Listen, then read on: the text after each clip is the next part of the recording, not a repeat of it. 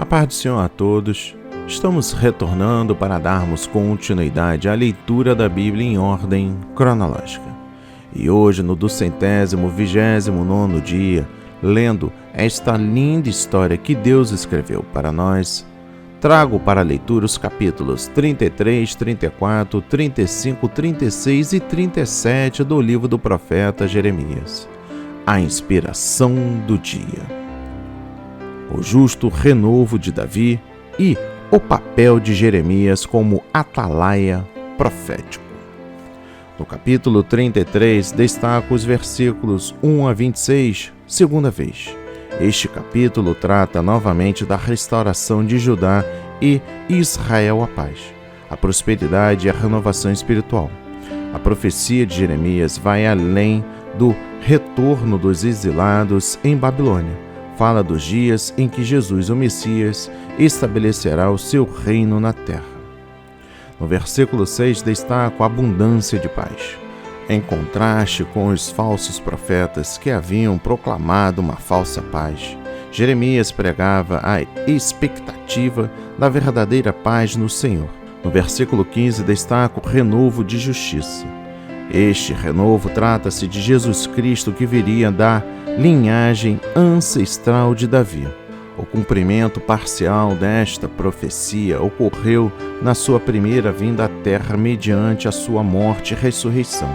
Ele tornou-se o rei de todo o povo de Deus na terra. O cumprimento pleno ocorrerá quando ele voltar a segunda vez para fazer juízo e justiça em toda a terra. No versículo 17, destaca o trono da casa de Israel. Através de uma linhagem ininterrupta de descendentes de Davi, viria o renovo justo, que reinaria como rei do povo de Deus. Jesus Cristo cumpriu esta promessa. Sua linhagem legal remonta a Davi, através de José, e a sua linhagem humana remonta a Davi, através de Maria. O reinado de Cristo durará por toda a eternidade. No versículo 18, destaca os sacerdotes levíticos. Jeremias prediz um sacerdócio eterno através do qual o povo de Deus desfrutaria de acesso e comunhão com ele. Esta profecia cumpre-se em Jesus Cristo, que, como sacerdote eternamente, pode também salvar perfeitamente os que, por ele, se chegam a Deus. No versículo 22, destaco o exército dos céus. A expressão exército dos céus aqui refere-se às estrelas. Jeremias anteve uma multidão inumerável na família real de Davi e na linhagem sacerdotal de Levi. Esta predição se cumprirá nos que reinarem com Cristo no seu reino futuro e nos que em Cristo foram feitos sacerdócio santo, para oferecer de sacrifícios espirituais. No capítulo 34, destaca o versículo 8, para lhes apregoar a liberdade. Lhes refere-se a escravos entre os hebreus. A lei de Moisés declara que todos os hebreus, homens ou mulheres, vendidos como escravos por causa de dívidas, deviam ser libertos após 6 anos. O rei exigiu que todos os governantes e o povo obedecessem a essa lei, libertassem seus escravos. Assim o rei esperava obter a bênção de Deus. Além disso, os escravos libertos estariam mais dispostos a defenderem Jerusalém. No versículo 11 destaco: e os sujeitaram. Quando o cerco babilônico de Jerusalém foi suspenso temporariamente ante a ameaça dos egípcios, os judeus reativaram a escravidão de seus ex-escravos. Este ato demonstrou que a libertação anterior dos escravos não fora mobilizada por zelo pela justiça e pela lei de Deus, mas por egoísmo, quando a esses afrontosos violadores da sua lei. Deus declara: os cadáveres deles servirão de mantimento às aves do céu. No versículo 18 destaca o bezerro que dividiram em 2 partes. As pessoas ou partes que faziam um concerto passavam entre as duas metades de um bezerro sacrificado. Esse ato certamente significava que tais pessoas mereceriam ser mortas e divididas ao meio caso violassem o concerto. No capítulo 35, destaca o versículo 2, Recabitais. Este povo fazia parte de uma tribo nômade, apresentada com os queneus e com Jetro, sogro de Moisés. Seu ancestral, Jonadab, ordenara a seus filhos mais de 200 anos antes que não bebessem nenhum tipo de vinho, que não habitassem em casas perambulantes e não cultivassem a terra. Pelo contrário, deveriam viver como nômades, criando gado. Deus mandou Jeremias provar os recabitas a fim de pôr em destaque sua fidelidade ao seu ancestral, Jonadab, para assim contrastar com a infidelidade da nação de Judá ao seu Deus. Nos versículos 6 a 11 destaco: não beberemos vinho. Os recabitas permaneceram fiéis às suas convicções e não desobedeceram os princípios estabelecidos por seu antepassado.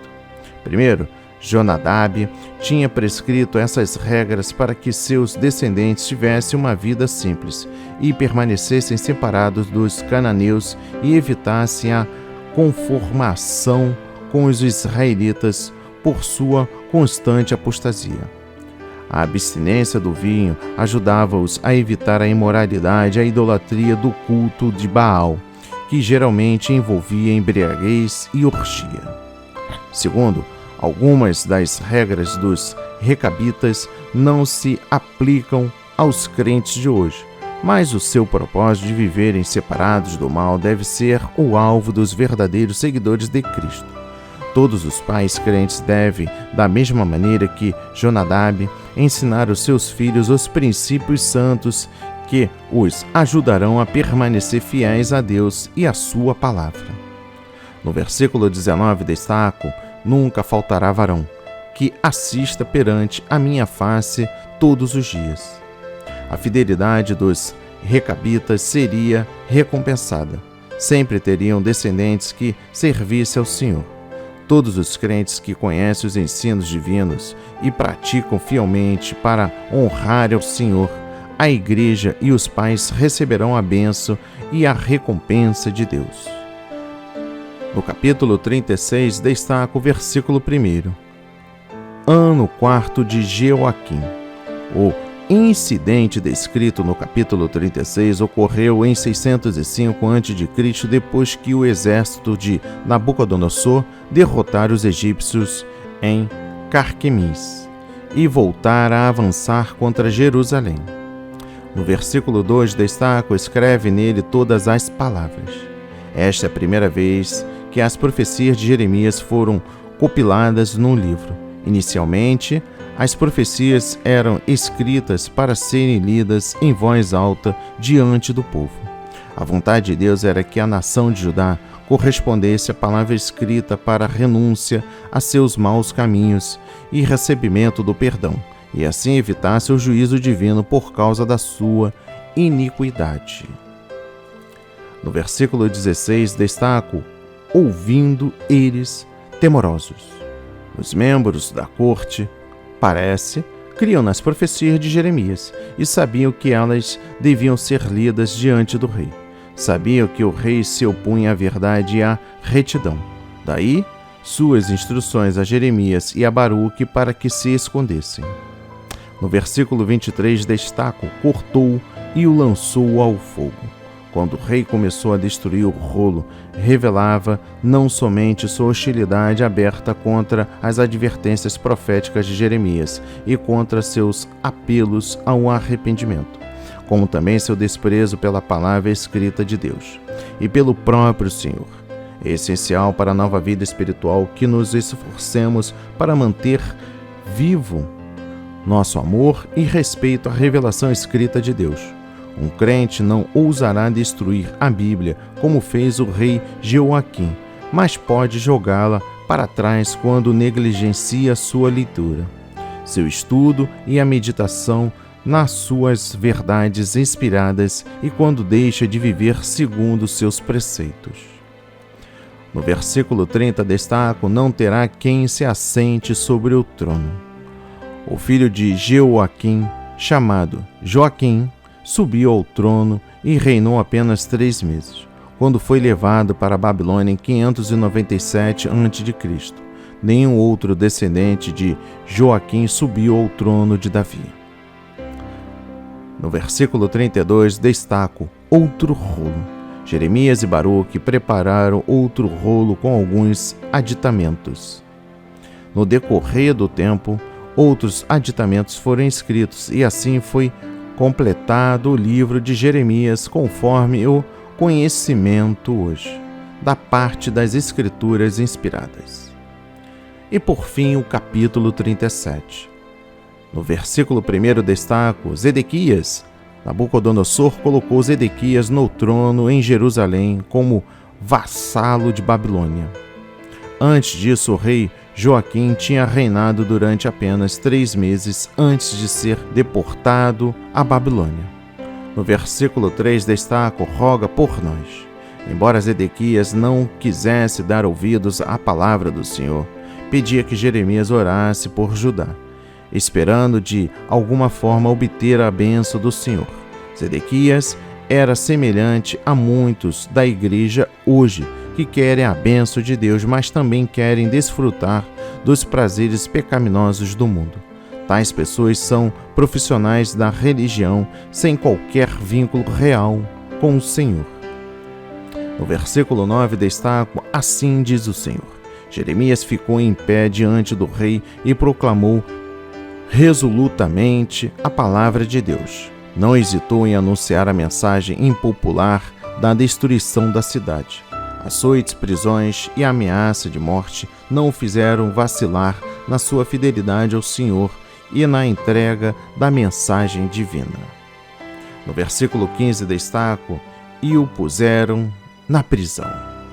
Alguns chefes do exército de Judá eram hostis a Jeremias porque este bradava o povo para submeter-se aos babilônios. Por isso, encerraram-no numa prisão subterrânea. É provável que ele morresse naquela cela escura e perigosa se tivesse ficado ali por muito mais tempo. E por fim, o versículo 17. Alguma palavra do Senhor. Sabendo que Jeremias era um verdadeiro profeta do Senhor, Zedequias esperava receber uma palavra mais promissora da parte de Deus. Mas a palavra transmitida por Jeremias continuava a mesma. Jerusalém seria tomada e Zedequias levado pelo rei de Babilônia. O profeta não transigia com a verdade mesmo em circunstâncias críticas. Que a mensagem de hoje toque o seu coração, transforme a sua vida para a honra e a glória do Senhor. Leia a Bíblia diariamente, pois este é o verdadeiro canal em que você aprende, conhece a verdade e ouve a voz de Deus. Amém e graças a Deus.